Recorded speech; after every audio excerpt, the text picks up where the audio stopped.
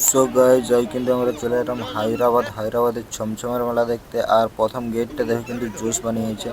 এটা হচ্ছে হায়দ্রাবাদের একটা স্পেশাল মেলা, হচ্ছে ছমছমের মেলা। আর ভিডিওটা যারা যারা দেখছো ওখানে লাইক সাবস্ক্রাইব করে দো, লাইক সাবস্ক্রাইব করো না যারা ওখানে লাইক সাবস্ক্রাইব করে দো।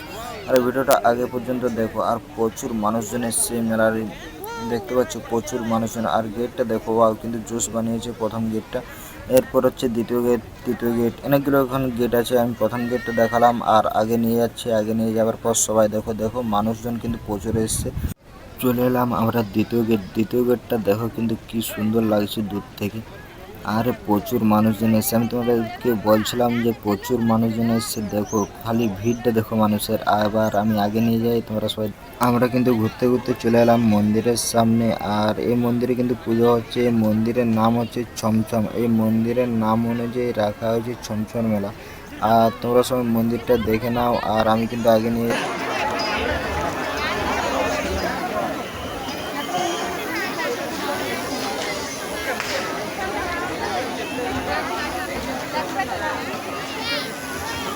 আমরা কিন্তু ঘুরতে ঘুরতে গান্ধীজিকে পেয়ে গেছি। মহাত্মা গান্ধী কিন্তু এখানে স্ট্যাচু হয়ে দাঁড়িয়ে আছে। সবাই কিন্তু দেখলাম মহাত্মা গান্ধীকে। আর সবাই কিন্তু দেখেও কেমন হয়েছে বলো।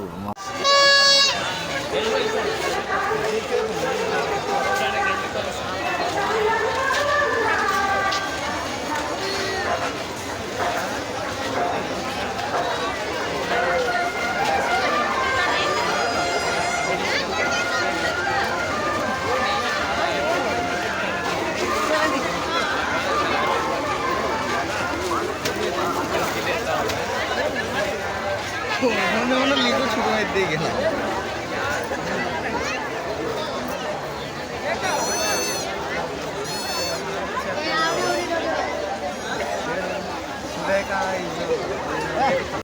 সো গাইজ আমি কিন্তু ওটা চাপবো বলে স্টেপমেন্ট নিয়েছি। চলো এবার আগে যাই আর চেপে করে মজা করবো। আর হচ্ছে সবাই কিন্তু দেখবে আমি কিন্তু কিরকম একটা জোশ, একটা মজার মধ্যে।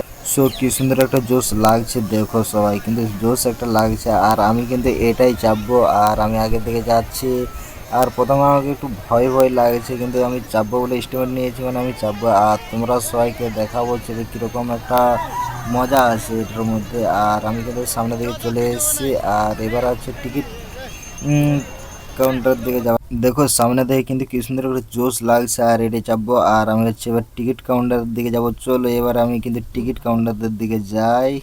আমি টিকিট কেটে লাইনে দাঁড়িয়ে পড়লাম। আর দেখো সামনে থেকে কি সুন্দর দেখাচ্ছে। আর এটা কিন্তু চাপবো ওখানে। ওয়াও, সামনে থেকে কি সুন্দর লাগছে।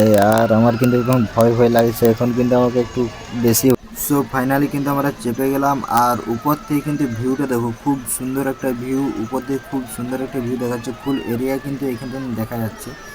আর এরিয়াটা দেখো কতটা। ధర్మాలు నిర్వర్తించాడు. రామాయణం చదవండి. రామాయణ గ్రంథాన్ని ఎలా ఉండాలో నేర్పింది రామాయణ గ్రంథం. ఎలా ఉండకూడదో చెప్పింది భారత